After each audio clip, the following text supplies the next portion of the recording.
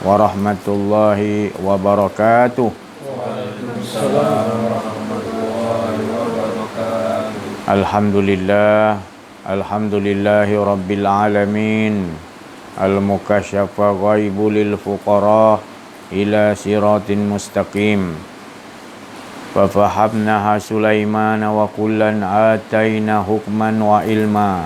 Wa saharna ma'a Dawudal jibala yusabbihna wa tayra wa kunna fa'ilin. Qala rabbi shrah li sadri wa yassir li amri wa ahlul 'uqdatam min lisani yafqahu qawli. Sallallahu ala sayyidina Muhammadin wa ala alihi wa sahbihi wa baraka sallam. Subhanaka la ilma lana illa ma 'allamtana innaka antal alimul hakim. La haula wala quwwata illa billahil aliyil azim. Allahumma salli ala sayyidina Muhammadin wa ala ali sayyidina Muhammad.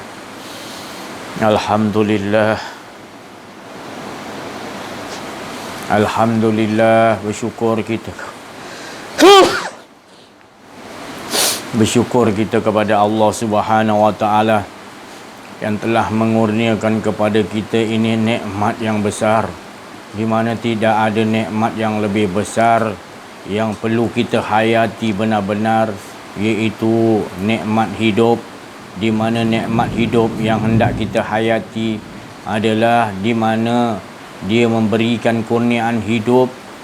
Hanya Allah yang memberikan kepada kita kurniaan hidup, di mana kita meyakini bahawasanya hidup ini adalah kepunyaan Allah. Hidup ini kepunyaan Allah, maka kita ini merasakan hidup itu bukan kepunyaan hidup itu kita, hak kita, tapi hidup itu adalah hak Allah Subhanahu. Ini bukan senang untuk kita memahami pada peringkat akhir zaman kita ni, penghujung abad kita ni, kerana manusia dah tak mau kepada Allah Subhanahu Wa Taala. Sedikit ila qalila. Sedikit saja yang nakkan mempelajari ilmu roh, berkenaan roh ni. Kerana bila kita mengaji bab mengenal diri, mengenal Allah, maka dia akan masuk dalam pengenalan diri tu roh. Roh tu wa yas'alunaka 'anir ruh qul ruh min amri rabbi. Iaitu bila bertanya kepada kamu Muhammad berkenaan roh, kata roh ni adalah urusan Allah, rahsia Allah. Wa ma utitu minal ilmi illa qalila. Tidak dibagi kata Allah ilmu ni melainkan sedikit. Makna sedikit tu orang-orang yang betul-betul nakkan kepada Allah. Sedikit. Jadi beruntunglah orang yang mengkaji bab roh, maknanya. Bukan tak dibagi kaji. Itu rahsia Allah. Biar rahsia Allah, kita nakkan Allah, kita nak kembali kepada Allah. Itulah yang dibawa oleh Rasulullah SAW. Kembali sentiasa diri kita kepada Allah, tidak merasakan hidup ini kepunyaan kita. Hidup ni hak Allah Ta'ala. Hak Allah Ta'ala. Maka setiap apa pergerakan kita, apa yang datang dalam lintasan dalam diri kita, semuanya penglihatan, pendengaran, perkataan, semua nak kita rasakan tu hak Allah. Cakap tu mudah, melafazkan tu mudah. Hidup ni hak Allah, mudah. La ilaha illallah tu mudah sebut. Dua bibir tak bergerak pun boleh. La ilaha illallah, mudah. Tetapi nak mengimani, nak meyakini 24 jam apa yang nak kita faham dalam tu, itu memerlukan Rasulullah 13 tahun menjelaskan tadi.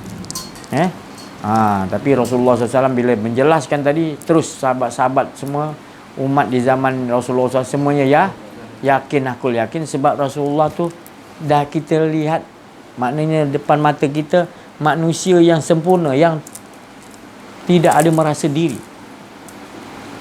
Di balik batu tak didoakan celaka orang tu. Dia ludah, dimaki amun, tak dimarah. Jadi manusia yang makna betul-betul sempurna, manusia yang sentiasa mendoakan. Dia apa yang dia nampak orang, apa yang perbuatan orang kepada dia, yang baik ke tak baik, tetap dia nampak daripada Allah.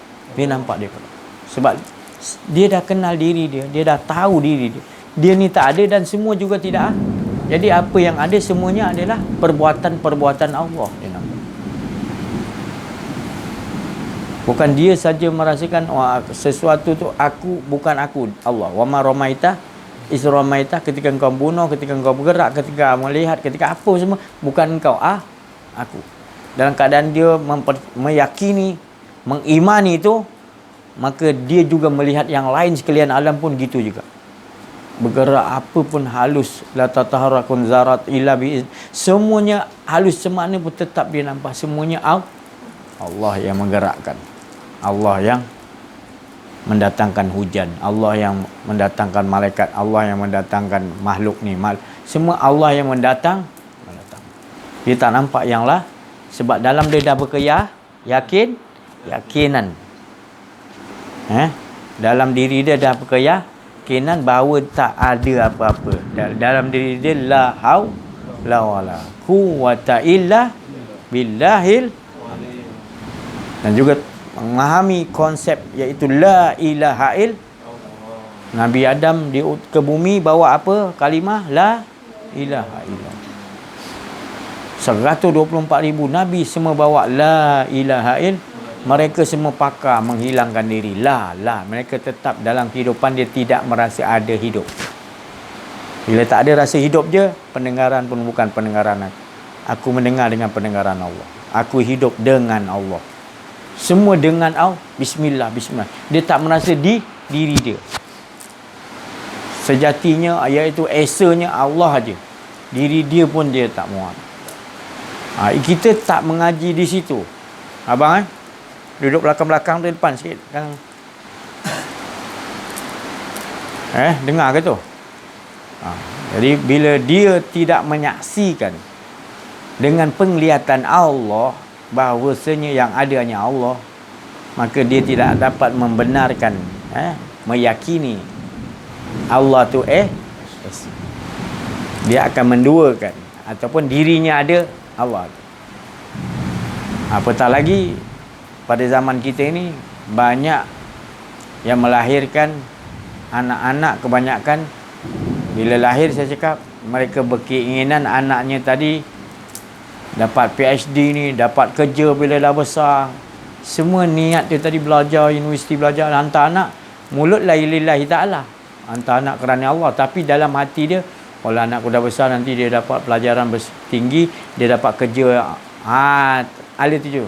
Tak ada yang betul-betul mengenal Allah. Aku hantarkan anak aku belajar supaya dia dapat kenal Allah SWT, bertambah berkenal.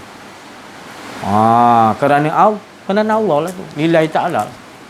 Tapi tak, dia berhentikan di situ. Mulutnya sebut lillahi ta'ala, inna solati wa nusuki wa mahayaya wa mamati lillah. Solatku, ibadahku, hidupku, mati tu kerana. Tapi bila keluar je daripada ritual solat itu tadi, mereka tak berpegang kepada sistem itu tadi. Mereka hanya menyembah, mengata kepada Allah ketika solat. Selepas ritual solat tu, asar, zuhur, maghrib, dia kembali kepada sistem hawa nafsu. Itu yang saya cakap tadi, mensekutukan Allah. Berpura-pura ketika solat, habis solat dia lupa perjanjian. Dia tidak pegang, mengimani apa yang telah diucapkan, diiftitahkan tadi, inna solati wa nusuki wa mahayaya wa mati lillahi rabbil, engkau kerana engkau. Tetapi bila keluar daripada solat tadi, dengan siapa kau berjanji, kau lupa. Allah tu bukan ada di waktu solat aja. Allah tu 24 jam tak pernah tinggalkan kita, tak pernah benci, tak pernah berpaling. Kita yang berpaling daripada Allah. Rosaknya kita tadi. Lepas tu kita bila tak ada mengaji, mengenal diri, mengenal Allah ni, kita tak ada rasa detect ataupun kesan yang kita buat salah dengan Allah. Bila kita solat, kita macam rasa janji aku solat sudah. Padahal engkau berada dalam kecelakaan, kata Allah. Dalam solat engkau ingat ke mana-mana. Sebutan kau alhamdulillahirabbil alamin, tapi engkau tak menghayati dengan siapa punya perkataan yang menyebut memuji tu. Engkau masih lagi ingatan ke lain, ataupun engkau rasa engkau yang puji Allah, masih salah lagi. Engkau tak menghayati benar-benar sebenarnya engkau dudukkan alhamdulillah tu, engkau memuji diri engkau, ya Allah. Contohnya gitu, bau tepat, bau yang dikatakan solat yang sempurna.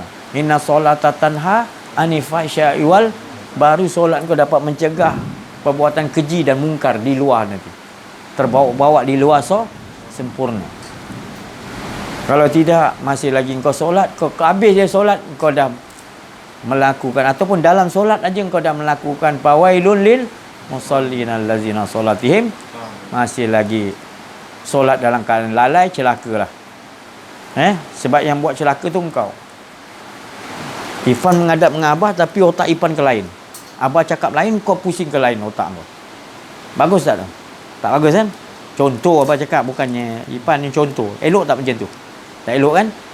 Ifan tak buat macam tu. Maknanya Abah contoh kan. Ataupun Abah menghadap Ifan, tapi otak Abah ke lain. Elok tak Abah?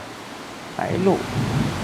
Jadi kita kena betul-betul menghadap Allah. Jangan kita pijak aja 3 sejadah, kita dah lupakan dunia. Kata Sayyidina Ali, dia pijak sejadah, dia dah tak rasa duduk kat dunia, dia rasa dah dengan Allah, asyik dengan Allah tu.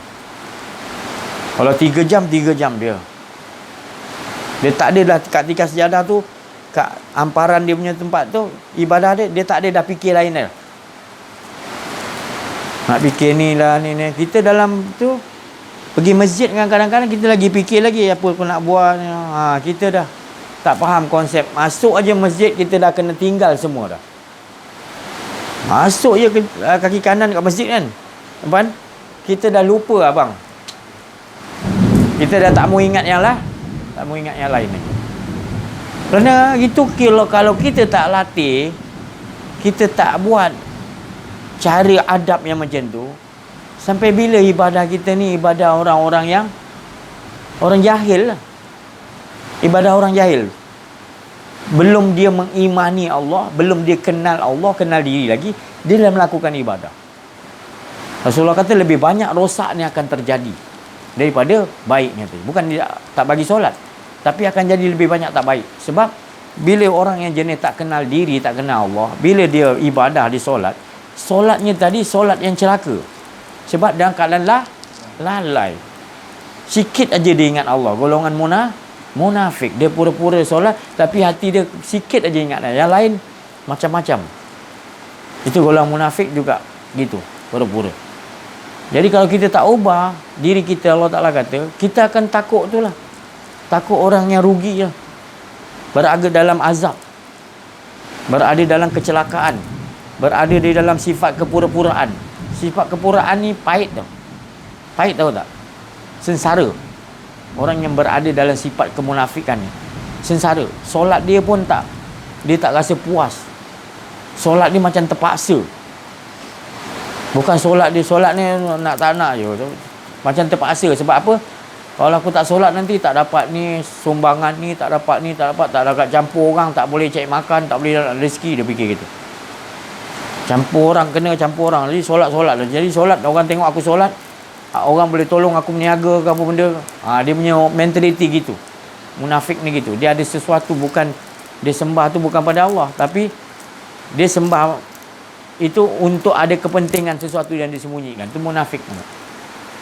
Jadi banyak sekarang ni kita lihat, bukan di bumi sini lah, tempat lain banyak golongan manusia yang solat golongan orang munafik ataupun celaka. Sebab dia tak pernah nak merasakan tadi. Dia solat tu terlupa pada Allah, dia rasa otak ke lain, dia tak rasa menyesal, dia tak rasa bersalah di hadapan Allah. Sebab dia tak belajar kenal Allah, kenal diri. Depan manusia lagi dia mudah tipu. Kalau dengan Allah pun dia nak menipu senang, kan? Dia rasa dia menipu Allah, apa lagi dengan manusia. Dengan Allah pun dia tak takut, apa lagi dengan manusia. Sama lah tu. Itu sifat-sifat yang tercela. Kalau kita solat betul-betul, kita akan hormat orang, kita akan perilaku akhlak kita akan jadi baik, tenang, betul? Apa yang Ipan fikir dalam kepala Ipan bila Abah cakap? Abah boleh Abah cakap apa dalam fikiran Ipan? Boleh? Boleh. Ipan kata Abah pandai cakap je. Mana ada? Abah pandai cakap je, tapi Abah tak buat. Ya, Abah baca fikiran Ipan. Cakap betul-betul. Mana ada? Mana ada? Ya. Sebab Abah mengaku. Abah pandai cakap je. Buat. Betul Abah cakap, betul tak? Betul? Tak, Abah jangan tipu dengan Abah. Abah boleh baca fikiran anak Abah. Kan? Kita tidak boleh begitu kan. Kalau orang tu bercakap, macam mana pun kita kena positif. Bersangka sangka baik. Positif tu sangka baik.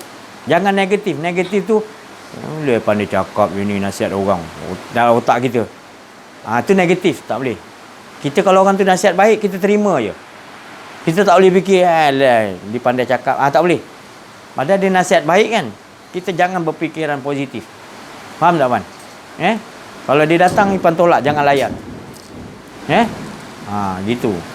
Gitu cara nak ajar kita hidup ni bersangkaan baik dengan Allah, sangka baik dengan makhluk semua manusia. Walaupun dia buat macam mana dengan kita, kita tetap sangka baik. Supaya hidup kita tenang. Kalau dalam dunia ni kita memandang orang ni baik, kita nak kawan, orang ni tak baik, kita tak nak kawan. Sampai bila kita tak ada kawan? Sebab yang kita sangka baik, satu hari akan dia tak buat tak baik.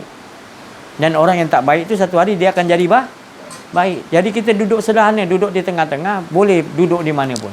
Yang penting kita sentiasa merasakan dengan Allah. Dia tak buat tak baik tu sebab Allah yang dah takbirkan. Dia buat baik pun kita tengok Allah dah mentakbir. Jadi kita nampak Allah tu dulu, kita duduk situ. Bahagia kita kalau duduk di situ, kita tak memandang baik buruk orang. Maknanya kita sentiasa positif. Kita sentiasa tenang di sisi Allah. Kalaupun dia tak baik, kita doakan dia. Kalau dia baik, ya Allah, mudah-mudahan dia terus buat baik. Tu akan jadi lebih baik lagi kalau kita positif kan. Tapi kalau kita sangka buruk, alah berlakon dia ni nak jadi baik. Kita negatif kan. Penat tak kita? Penat tak otak kita? Penat tak? Penat. Kita nampak orang tak baik, dia ni betul tak baik lah. Macam mana ni ahli neraka ni. Penat tak otak kita? Penat. Nanti satu hari pula kita pula buat macam tu. Kita terasa tak berat. Jadi dari itu kita lebih baik kita nampakkan itu semua perbuatan-perbuatan Allah.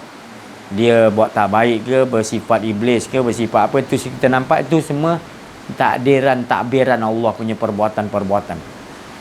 Itu betul-betul kita nak betul-betul dengan duduk dengan Allah. Jangan kau memandang buruk makhlukku.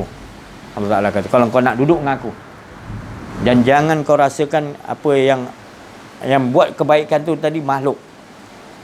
Apa saja pun tetap aku juga. Baik ataupun engkau nampak aku tu dulu. Baru engkau duduklah dengan aku maknanya. Maknanya engkau berada tetaplah dengan ketenangan dengan aku. Tapi kalau engkau masih lagi pandang baik, itu maknanya engkau nak duduk kat baik. Dan kau rasa engkau yang buat baik. Dan kau bila nampak benda tak baik, kau menyalahkan, kau rasa engkau yang baik. Maka engkau berada di dalam kerugian. Sebab menyangka diri engkau tu ada. Faham tak? Faham tak? Faham bang? Jadi benda ni nak diolah dalam kehidupan. Ini bukan sekadar ilmu ni untuk disimpan di dalam komputer otak kita. Ipan? Bukan tak disimpan. Kita olahkan. Bawakan dalam kehidupan. Ini maknanya kalau kita duduk betul-betul, lama-lama nanti Allah akan uji apa yang telah kita dapat ni, pengetahuan daripada Allah ni. Nak menandakan pengetahuan tu dah jadi matang, dah akan datang ujian. Macam Mak J nanti, macam abang. Ujian dia maknanya nak dapat hafiz Quran tu macam mana ujian dia. Abang aja yang merasakan. Sebab dia dah tamat. Liku-liku dia nak menghadapi, nak dapatkan syahadah habis Quran tadi kan. Oh ya Allah, dia aja yang dapat rasa kan. Berapa tahun? 4 tahun. 4 tahun ada bang Abang lebih kurang 4 tahun. Nah, dengan apa ujian sakit, dengan ujian yalah macam-macam lah. Kita tak mampu, dia pun dah tak mampu nak ceritakan. Tapi bila dah dapat tu hilang semua susah payah tu kan. Makcik Muhammad hilang kan bila dah dapat syahadah tu. Ringan. Dia anak saya dia tak bagi sebut. Dia takut diri dia apa. Tu. Dia suruh senyap. Bukan nak menceritakan untuk abang rasa bangga diri, tetapi untuk bagi semangat pada yang lain-lain. Bukan senang 30 juzuk nak masuk, nak kita simpan. Kita Yasin pun tak hafal-hafal kadang. Nak hafal tongkat terbalik je ni. Baca surah Kahfi lagi. Kalau dulu boleh hafal. Bila dah kahwin ni mula dah. Tapi jangan salah alasan dah kahwin kan. Semua itu alasan sebenarnya. Kalau kita betul-betul nak hafal, kita kena ada minta pada Allah betul-betul kan. Tapi kita ni suka main-main, suka apa. Tak bersungguh-sungguh dalam kesungguhan kita. Jadi lebih baik kita kata kita tak boleh sudahlah. Jangan buat alasan kata ni dah tua lah, tak ada. Jangan buat alasan. Mengaku je lah, sudah. Kita ni malas, sudah. Jadi inilah kehidupan ni. Bila kita betul-betul dengan Allah, kita akan rasa bahagia. Sebab tak ada yang terselindung dah. Kita nampak semuanya tadi baik buruk semua perbuatan Allah. Kita tak menyalahkan. Orang kata Covid ni teruk lah, orang salahkan. Ramai orang salahkan Covid. Ada yang tak boleh berniaga, ada yang tak boleh kerja lah ni, tambah lagi PKP ni lagi, ya Allah. Banyak orang yang bunuh diri, banyak orang yang stres, banyak orang tekanan. Macam-macam jadi. Orang Melayu bunuh diri. Ya Allah. Orang Melayu kita Islam tu. Mananya bukan banyak orang yang bukan Islam, orang mana sekarang tak kira dah. Sebab orang Islam sekadar di Islam tapi tak kenal diri, tak kenal Allah. Maka tu dia boleh buat. Allah nak tunjukkan. Jadi Covid tu tadi sebenarnya kalau kita pandang negatif lah. Pandang jadi tak elok lah. Cuba kita pandang elok daripada Allah. Pakai mask leceh dah. Memang kita kata leceh. Tapi Allah kata itu bagus. Yang kita kata manusia yang suruh. Kita kena nampak Allah yang suruh tutup. Jaga jarak. Allah yang suruh, jangan kita kata apalah. Jaga jarak lah. Mana nampak penyakit ni, mana kita nampak. Jangan pandang makhluk yang suruh. Kita nampak makhluk yang suruh memang bencana lah kita. Kita nampakkan Allah yang suruh. Kita tukarkan. Sebab manusia akhir zaman ni, Nabi kata, banyak mengata orang. Banyak suka. Bila ada tutup ni, kurang tak cakap? Kurang tak? Bagus tak Allah Ta'ala? Kalau kita nampak, betul Allah Ta'ala bagus. Jaga jarak. Bila dah jaga jarak, nak dia cerita tak? Banyak-banyak. Jarak jauh. Susahlah nak cerita buruk orang. Sebab penghujung zaman ni, banyak orang cerita buruk-buruk. Jadi Allah hantarkan Covid ni untuk jadi dah susah. Berkumpul boleh tak lebih daripada 5 orang ke 6 orang? Sekarang tak boleh kan? Tak boleh. Lebih 10 orang ni kena tangkap kan? Tak boleh. Kenapa? Kerana kebanyakan kumpul main gitar lah, kita ni kat kedai kopi cerita luar dalam kain lah, cerita hal orang lah, kutuk sana, kutuk sini, politik sana, politik sini. Tak kena aja itu. Kita je sampai pukul berapa kat duduk kat kedai kopi cerita. Mana yang cerita bagus-bagus lah, tapi kebanyakannya cerita pengamal. Kebanyakan gitu. Kalau 10 meja tu, 1 meja je cerita agama. Tu pun susah nak. Dalam kedai kopi 1 meja tu je 4-5 orang tu yang cerita pasal agama. Yang 9 meja tu semua cerita ni lah tu projek ni, cerita politik lah. Jadi bila tak bagi masuk kedai, kurang tak? Kurang tak orang mengutuk orang maksiat tu, kurang tak? Pub boleh buka tak? Kelab malam boleh? Tak boleh kan? Mana boleh? Kau kat mana duduk ni? Dunia mana yang boleh? Mana dunia mana kau ni? Ipan. Kau dunia sini lah, Malaysia. Mana boleh? Itu kat mana? New York. Orang cerita kat sini. Ipan ni suka fikir.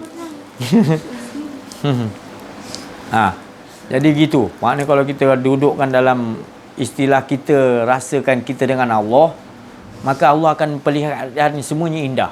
Yang baik akan jadi indah. Yang baik jadi indah lah. Yang buruk pun jadi sebab kita nampak tu semua daripada Allah. Jadi tak ada beza dia baik dan buruk. Yang beza dia bila kita tak dengan Allah. Bila tak dengan Allah, huru-hara kita. Kita nak jadi baik. Padahal bukan kita yang buat baik. Kan dah salah. Dan kita boleh terjadi tak baik, kita protes. Jauh daripada rahmat Allah. Kita tak nak minta ampun, kita tak mengaku. Itu jadi. Jadi bila jadi keadaan kita kenal diri, kenal Allah ni, kita akan duduk sentiasa nakkan dengan Allah. Kita nak rasa ada keluar, nak diri, nak duduk situ, duduk sini. Kita dah takut, ya Allah. Tolong ya Allah, jangan bagi aku duduk kat baik. Jangan, aku nak duduk dengan Engkau ya Allah. Jadi setiap kita nampak yang baik tu, dia dah bertukar dah. Kita tak tahu beza baik buruk dah. Sebab kita dah dengan berjaya lah kita. Nafsul kita mutmain. Nah, kita dah tak ada nak cerita orang buruk pun sama, orang baik pun sah. Sebab kita dengan Allah. Kalau dia jadikan kita baik pun gitu, jadi tak baik kita minta ampun dengan Allah. Kalau kita lah. Itu tandanya orang tu dah mutmain. Okay, sentiasa. Kalau terjadi terburuk dengan dia, Allah tak adilkan, dia minta maaf ya Allah. Walaupun tu dah ditakdirkan Allah, dia tetap minta itu orang. Macam Nabi Adam, dia ditakdirkan kan dia mendekat pada pohon dia mengaku tak? Dia Adam jadi Hawa menggoda iblis menggoda Hawa. Goda dia kan. Tapi dia tak menyalahkan siapa yang goda, dia nyalahkan zalamna. Walaupun benda tu memang Allah skripkan memang akan terjadi, tetap dia dalam cerita tu dia kena jadi manusia yang sempurna, iaitu minta ampun. Kita minta ampun kerana kita telah menzalimi diri kita sendiri. Kita telah menyalahi. Allah dah kata dah, kalau kau pergi sana salah Adam. Nikmat dalam kat sini 99%. Tak ada yang kurang dalam syurga ni. Cuma satu yang kau jangan hampiri tu. Yang satu tu juga. Kita digoda lama-lama. Bukan 1-2 hari. Berpuluh tahun nak digoda tu. Baru dia tergoda sikit. Allah tak bagi dekat tu sebab kalau kau pergi sana, kau akan kekal. Macam-macam lah digoda kan. Tu apa iblis goda pada Hawa. Yalah bang, kita dekat-dekat lah bang. Janganlah pergi dekat dengan pokok tu. Maknanya kita dekat-dekat je. Jangan hampir pegang pokok tu. Dah 5-6 tahun dia goda. Alah pegang sikit tak apa pokok tu. Lagi 5-6 tahun lagi. Alah pegang-pegang buah tu tak apa. Lagi 5-6 tahun alah jilat-jilat bau-bau je cukup. Jangan makan. Kita dekat tak apa, jangan makan. Tergoda lama. Lama lepas tu baru ngap. Baru teringat pesanan tu. Hampir pun tak boleh rupanya. Masa tu baru dia sedar. Jadi kita ni sifat manusia ni memanglah lalai. Tak ada siapa yang mengatakan dia tak lalai. Dia tetaplah lalai. Maka dari itu kita selalu tetap merasakan bahawa kesadaran bila kita sesuatu yang ditakdirkan kita buat tak elok, kita harus menyesali. Itu sifat kita manusia. Memang dibekalkan begitu. Allah yang bekalkan gitu. Takut. Apa lagi? Aja. Sifat kepura-puraan. Cerita aja sifat buruk kita macam-macam. Itu semua daripada kita ni. Tapi kalau daripada roh, semua bersih. Tapi bila dah masuk dalam tubuh kita, nafsu kita, mula-mula dia elok. Lama-lama nanti kita tak belajar kenal diri, kenal Allah, dia lari ke syahwat kita. Nafsu syahwat. Roh tu masuk bersih, kita tukarkan. Kita olahkan seolah-olah kita lebih pandai. Kita lebih tahu. Pada pengetahuan sampai pada roh tu dah tentu-tentu suci. Sampai roh, sampai kepada kita tak belajar kenal diri, kenal roh tadi. Kita tak belajar, biar dia akan pergi kepada syahwat, nafsu, keinginan diri kita. Kita yang baik tu datang, kita tukarkan kepada diri kita. Kita menutupi hak Allah, kita kata kita. Masih lagi. Itu proses tu untuk kita bersihkan, kita tahu nanti bila kita dah proses bersih minta Allah bersihkan, baru boleh kita dapat tahu, iaitu kita duduk dengan dia tadi. Baru dia apa pun kita nampak, apa pun semua dah dia belaka. Sebab dalam diri kita dah rasa tak ada dah lah. Jadi yakin tak sampai tu? Semua daripada tak ada rasa kita. Wa ma ramaita is ramaita, tak ada rasa kita dah. Dia tu. Cuma kita nak rasa kita je, kita takut. Ya Allah, aku nak mula rasa. Gitu. Ada detect dekat dalam tu. Tapi kalau tak belajar kenal diri, kenal Allah. Selamba je kita ada buat salah dengan Allah Ta'ala, lalai. Kita bawa motor, kita kata kita bawa motor, kita angkat barang ni, kita kata kita punya kudrat. Ataupun kita tak merasakan Allah yang angkat. Itu pun termasuk juga kesyirikan. Senyap je, tapi kita tak rasakan ini hak Allah. Dan kita senyap macam biasa, macam rasa ni kudrat kita. Nanti bila sampai sakaratul maut, baru kita tahu nanti. Ya Allah, tolonglah ya Allah, hidupkan aku balik. Itulah orang yang tak sedar. Kesakitan tu tadi akan membawa terbuka hijab-hijab dia. Baru dia tahu ala tuju sebenar. Memang Allah janji. Waktu sakaratul maut nanti, malaikat maut datang. Ipan, duduk elok-elok. Waktu sakaratul maut tu datang nanti, ngerinya tadi. Sampai terbuka semua dah. Kita tak boleh nak cakap dah. Kita nampak baik buruk tadi. Kita punya baik buruk tu. Kita minta tolong hidupkan balik aku sekejap. Aku nampak kalau kebaikan tu dia punya ganjaran, dia punya hebat. Dan dia ngeri tengok keburukan yang dia buat tu. Ya Allah, kalau aku tak minta ampun macam mana? Dia minta Allah tolonglah sekejap aku hidupkan aku nak. Tak boleh. Sesaat pun tak boleh undur, ke depan pun tak boleh. Tak boleh ke depan sesaat pun. Waktu ajal maut sampai, waktu tu kita dah tu. Baru menyesal kita minta hargai betul hidup nanti. Waktu sekarang kita hargai betul-betul hidup. Betul-betul rasakan. Abang cakap apa tadi bang? Hidup kita untuk mengesakan mengesakan Allah. Jadi betul-betul mengesakan Allah tu macam mana yang kita nak hinggakan tak ada lagi rasa diri kita. Itulah seberuntung-untung. Maknanya kita dah dapat tahu ni nak untungnya adalah kita dapat merasakan Allah yang lebih nikmat daripada yang lain. Allah yang lebih kita cintai daripada yang lain. Maknanya kita dalam hidup kita dapat mengalahkan cinta-cinta lain. Cinta juga semua pada makhluk semua. Tapi tak boleh, kalau dia terlepas pun kita tetap, macam mana kita nak dapatkan? Kalau kita tak betul-betul, kita akan cinta ni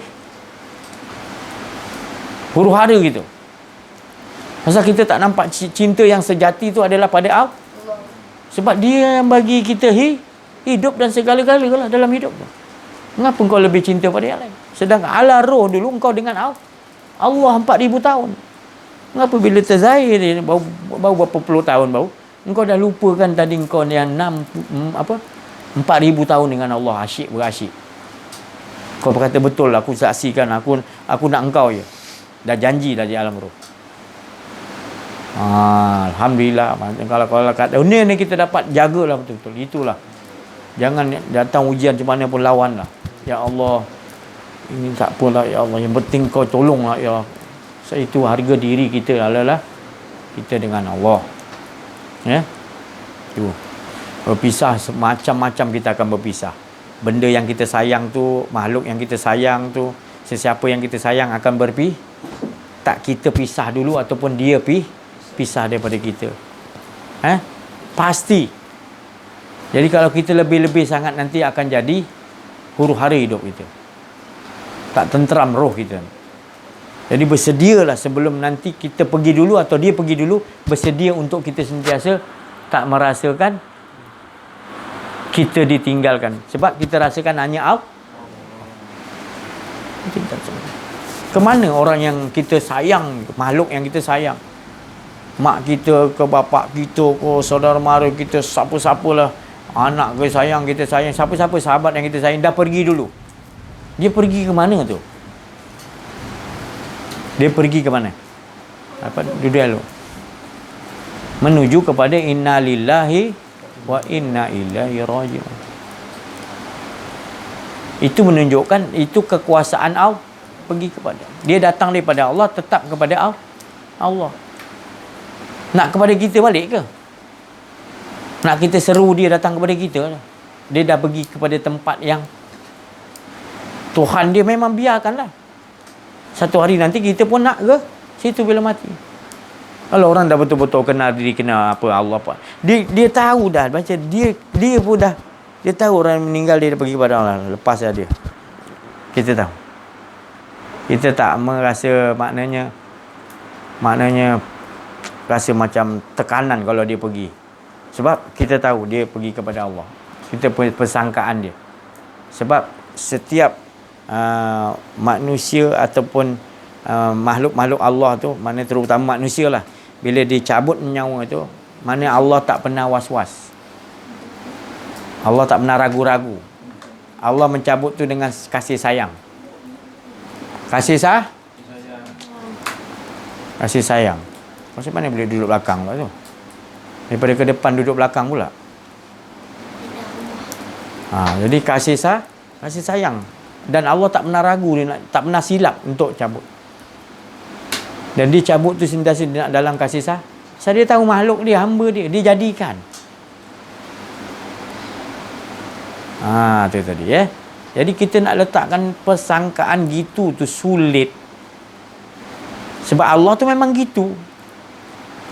Dia cabut nyawa kita pun dengan kasih sayang, bayangkan. Kalau mak kita sayang kita macam mana? Tak dapat kita nak nilai. Apatah lagi Allah tu lebih sayang pada kita daripada mak kita sendiri. 1000 kali ganda lagi. Macam mana dia nak cabut nyawa dia apa? Makhluk dia tu dia 1000 kali ganda. Macam ibu lah kita. Ibu kita tadi punya sayang kita tadi kan. Orang pukul anak dia, macam mana dia peluk, tolong jangan pukul anak aku. Dia selindung anak dia. Jadi Allah Ta'ala tadi disuruh malaikat cabut. Tadi Allah akan dengan kasih sayang. Cuma kita ni tadi, kita berpersangkaan bahawa dia cabut tu dalam keadaan sakit. Kita tak olahkan. Sebab apa? Kita berpersangkaan bahawa sakratul maut tu sakit. Ialah memanglah sakit. Tapi bila kita sangkakan Allah tu tadi yang buat kita sakit tu lebih bahaya lagi. Tapi bila kita berpersangkaan, ni aku sampai waktu aku cabut nyawa ya Allah, aku redha ya Allah. Engkau cabut nyawa aku dengan keadaan engkau sayang aku tahu ya Allah. Jadi kita sangka baik akan jadi baik, akan jadi tak sakit benda tu. Sakit juga, bukan saya cakap tak sakit, tapi bila Allah sendiri dah bagi tahu, kita yakin bahawa Allah kata aku akan cabut nyawa dalam keadaan tak menyakitkan. Sebab di dunia lagi dia dengan aku. Dia sentiasa berpandangan positif dengan aku. Mana pandangan dia, apa pun berlaku dalam hidup dia, dia sentiasa sangka baik dengan aku. Sampai dia sakratul maut pun dia sangka baik juga. Dia kata Allah cabut dengan kasih sayang. Pasti aku akan cabut dengan. Tapi kalau ke dunia lagi kita dah anggap kalau Allah bagi baik kita terima, bagi tak baik kita protes, berbalah dengan Allah Ta'ala ibaratnya, tak puas hati. Itu yang sebenarnya yang maksud saya tadi, yang jadi azab tu kita. Allah tak pernah menzalimi makhluk dia, tak pernah. Kita je salah faham. Pasal kita tak betul-betul, orang kata, bukan tak betul-betul, maknanya kita ni suka orang kata berbalah-balah, suka mempertikaikan, suka itulah teka. Ya ke kenapa nak warna apa lembu nak sembelih ni warna merah, nak warna biru lah ni, kita tanya macam-macam. Dia dah suruh korban buat je lah. Kau tanya warna apa nak lembu macam mana. Tu Bani Israel punya dia jadi masalah. Gitulah. Banyak sangat bertanya. Allah dah suruh kita buat. Allah kata jangan sangka buruk. Sudah, sangka baik. Apa pun kehidupan kau, Allah yang tahu susun. Ni nak jadi baik je lagi. Lepas tu jadi baik buruk. Lepas tu jadi elok pula. Ni dia semua susunan depan tu semua Allah yang susun. Baik, buruk apa semua, nikmat tak nikmat apa, semua Allah yang Allah susun. Jadi bila Allah yang susun dan kau protes, engkau sendiri yang cari pasal betul. Padahal susunan-susunan Allah tu cukup indah, sempurna. Ada baik, ada buruk, ada suka, ada duka. Dia bermain gitu kehidupan kita kan. Tapi kita nak suka je, mana boleh. Di sebalik duka tu ada sesuatu nak dibagi hikmah.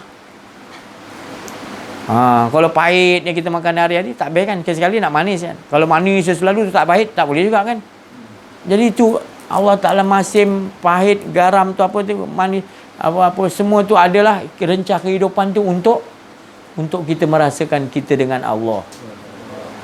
Itu susunan Allah. Allah jadi yang gitu, susah, payah, apa benda pun senang, bahagia ke tak bahagia ke, apa yang kita nak dapat ke tak dapat ke. Sebenarnya Allah jadi yang gitu supaya dengan dia. Supaya kita tetap teguh dengan Allah SWT. Jadi dia jadikan gitu. Macam mana dia nak tengok? Jadi semuanya baik, betul tak? Semuanya baik. Baik ke buruk ke apa ke berlaku dengan apa. Kita penting dengan Allah. Kalau dengan Allah kita akan nampak semua. Sebab kita tak dapat bezakan baik buruk apa manis baik. Sebab kita dah dengan dia yang maha sempurna, yang maha tenang. Kita dah jumpa jalan yang sebenar. Ihdinas siratal, kita minta jalan yang benar, kita dah jumpa. Inilah jalan siratal ladzina an'am. Inilah jalan yang diikuti oleh para rasul, para nabi, para wali Allah. Dan bukan jalan ghairil maghdubi alaihim waladdallin. Bukan jalan orang yang tersesat, yang lebih menyesatnya lagi. Iaitu orang yang tak mau ikut sistem Allah SWT. Sistem Allah tu dirubah. Dia kata sistem dia. Dia mengaku kudrat tu dia punya. Padahal kudrat Allah bagi. Allah bagi ilmu. Tu ilmu Allah tapi dia kata ilmu dia. Dia yang pandai dia. Itu jalan orang yang tentu sesat. Dia tak duduk dengan Allah. Itu jelas tak kita nampak orang sesat? Sebab dia tak duduk dengan Allah, sesat nanti. Kita pun kalau tak duduk dengan Allah, sesat tak? Sesat sama jugalah. Jadi duduklah betul-betul dengan Allah. Jangan rasa diri je sesat dah. Bukan orang lain yang sesat, kita juga ya. Jadi jaga. Takut kita. Kita dah minta pada Allah, Allah dah bagi kita jalan yang benar, kita keluar pula. Jadi sentiasa kita duduk dalam redha Allah Subhanahu Wa Taala. Bila kita dah dikurniakan oleh Allah, kenal pada diri insya-Allah. Bismillahirrahmanirrahim. Assalamualaikum warahmatullahi wabarakatuh. Bersyukur kita kehadrat Allah Subhanahu Wa Taala, dipanggil oleh Allah Subhanahu Wa Taala dalam keadaan asyik mengasyik pada esanya sendiri, yang menyatakan hala tuju tidak lain bahawasanya tetap esanya jua, tiada kedirian diri kita. Maka sedikit saja yang dikatakan, saya nak perkatakan pada petang yang mulia ini, wa qada rabbuka alla ta'budu. Ikutilah sistem Allah. Ikutilah sistem Allah tu, iaitu yang seperti mana yang saya bagi tahu yang pertama tadi, hala tuju tetap satu, iaitu mengesakan Allah. Tak ada kedirian. Jadi keluarlah daripada akuarium Yahudi, akuarium Yahudi yang penuh dengan kedirian diri kita, yang sebelum ni kita masuk, tapi sekarang kita Allah Ta'ala dah memperkenalkan diri dia, maka kita keluarlah daripada akuarium Yahudi itu. Tetaplah kita yang sebagaimana yang diperkatakan tadi, wa qada rabbuka alla ta'budu. Tetaplah dengan sistem Allah, tak ada kedirian, mengesakan Allah. Sekian daripada saya. Wabillahi taufiq wal hidayah. Wassalamualaikum warahmatullahi wabarakatuh. Bin? Tak apa, cakap. Belajar. Assalamualaikum warahmatullahi wabarakatuh. Waalaikumsalam warahmatullahi wabarakatuh. Syukur alhamdulillah atas rahmat dan hidayahnya yang diberikan Allah Subhanahu wa taala, sehingga sampai saat ini kita masih duduk dalam majelis Allah Subhanahu wa taala. Shalawat serta salam marilah kita limpahkan kepada junjungan kita Nabi besar Muhammad sallallahu alaihi wasallam, karena beliaulah yang menunjukkan jalan dari jalan yang gelap menuju jalan terang benderang. Assalamualaikum warahmatullahi wabarakatuh. Waalaikumsalam warahmatullahi wabarakatuh. Assalamualaikum warahmatullahi wabarakatuh. Waalaikumsalam warahmatullahi wabarakatuh. Alhamdulillahirabbil alamin wa ala alihi washabihi ajmain. Alhamdulillahirabbil alamin. Alhamdulillah ya Allah, alhamdulillah atas berkat rahmat-Mu ya Allah, kita semua masih diberi kesempatan untuk hadir kembali di Majelis Agung Allah Subhanahu wa taala, karena atas limpahan kasih sayang dan rahmat-Nya yang tiada putus terus mengalir kepada semua hamba-Nya sampai sekarang ini, sampai bila-bila pun tak ada putusnya, yang terus mengalir. Tak kira untuk siapa-siapa saja, apa-apa saja yang selalu mengesahkan Allah Subhanahu wa taala. Amin. Maka dari itu kita harus menjadi hamba yang banyak-banyak bersyukur. Alhamdulillah, banyak-banyak bersyukur. Jangan sampai kita tak merasakan syukur, karena daripada syukur itu kita diberikan rahmat-rahmat Allah yang tiada terkira, yang tiada kita sadari. Maka Allah akan memberikan hal-hal yang memang kita kena pakai hari-hari. Saya rasa cukup sekian daripada saya. Assalamualaikum warahmatullahi wabarakatuh. Waalaikumsalam warahmatullahi wabarakatuh. Sikit. Bismillahirrahmanirrahim. Alhamdulillah, Allahumma shalli ala Muhammad. Terima kasih.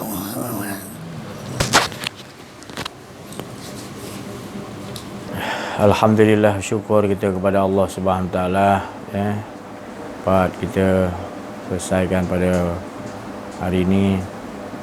Jadi apa-apa pun kita sama-sama,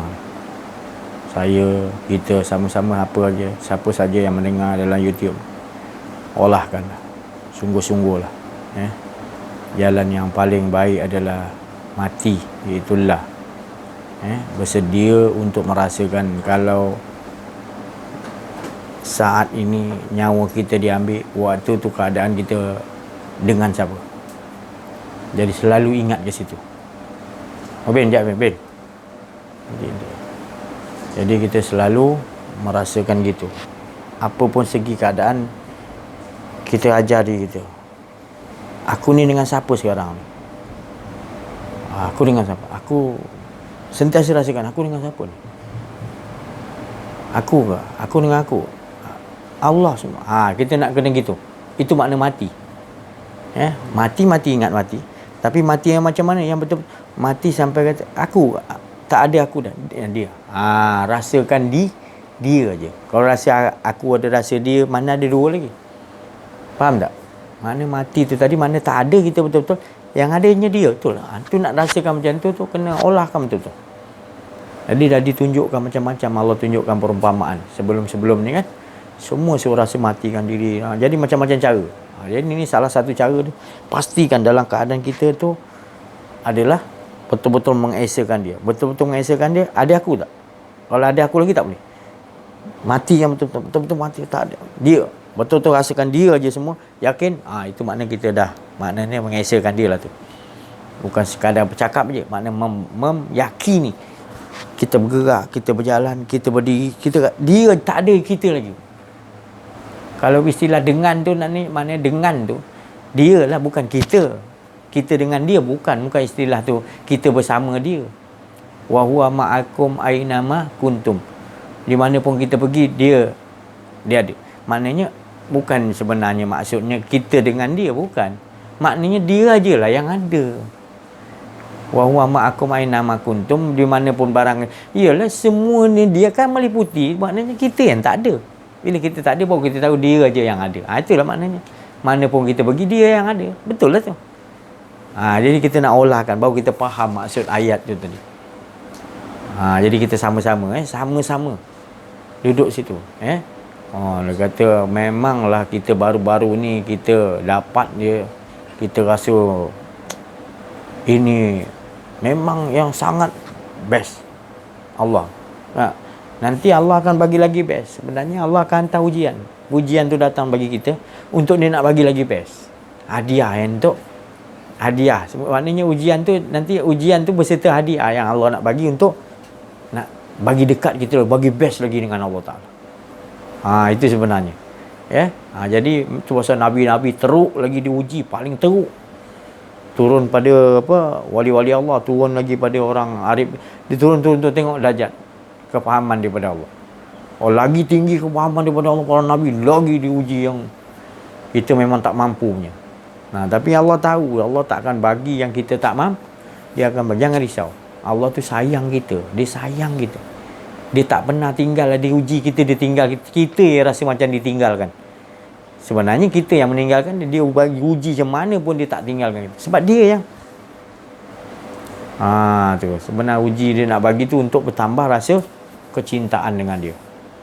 Yang asli betul-betul dia nak bagi. Tak ada dalam ujian ni, tak ada dalam universiti tinggi macam mana pun, tak ada. Ujian ni memang special, yang paling lebih tinggi daripada segala PhD. Ini ujian dia langsung, dia tahu hamba dia macam mana layak. Ya. Segala-gala yang memegang segala ilmu, dia yang tahu nak grade dengan kita ni. Kalau manusia di-grade kan mesti sijil, naik diploma, naik degree, naik master, last sekali kita PhD dah paling tinggi dah. Padahal itu jauh lagi ilmu Allah ni, lagi banyak grade-grade dia, banyak tingkatan tabaqah dia, banyak lagi dia punya manzil-manzil lagi. Dia punya banyak kan. Tapi kita jangan risau yang banyak. Kita duduk sentiasa dengan dia yang paling besar. Tak kira lah kan. Yang penting sentiasa dengan dia saja. Rasakan dia aja. Kita ni buang. Kalau ada diri ada tak boleh. Tak boleh. Ada dua tak boleh. Mana dia semata-mata barulah. Baru kita merasakan sangat sedap, sangat nikmat. Ada campur kita sikit dia, habis dia hilang. Tak boleh. Sebab dia ibarat benda batil kita ni. Kita ni benda batil kalau rasa ada. Jadi yang hak ni dia akan hancurkan dia. Tapi kalau kita tak mau hancurkan, kita tak dapat hak yang betul-betul rasa hak yang best. InsyaAllah sekian, kita minta maaf atas kesalahan kesilapan dalam menyampaikan ada rasa kedirian. Terima kasih banyak atas perhatian dan nak mengamalkannya. Saya cukup suka jadi pendengar dan juga jadi orang yang watoknah, mentaati apa yang dia dah sampaikan daripada Allah. Dia taati betul-betul. Tak perlu lagi nak bayang-bayang dah. Langsung dia taat, dia dengar daripada Allah, dan juga dia taat kerana dibagi Allah kekuatan disebabkan dia jadi pendengar yang baik. InsyaAllah sekian, kita jumpa pada kali ini. InsyaAllah panjang umur. Wabillahi taufiq wal hidayah. Wassalamualaikum warahmatullahi wabarakatuh. Waalaikumsalam.